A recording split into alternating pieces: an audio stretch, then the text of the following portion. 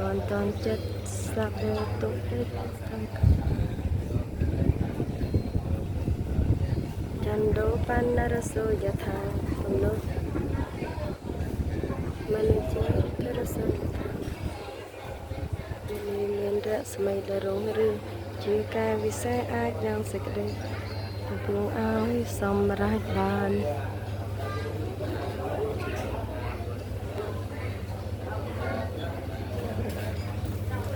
សព្វហិញ្ញាតិធិទាំងឡាយទាំងបុរសទាំងស្ត្រីនោះយកបាននៅសេចក្តីសុខចូលចម្រើនក្នុងព្រះពុទ្ធសាសនាចូលកុំឲ្យមានរោគឲ្យបាននៅសេចក្តីសុខព្រមទាំងញាតិទាំងឡាយគ្រប់គ្នាសា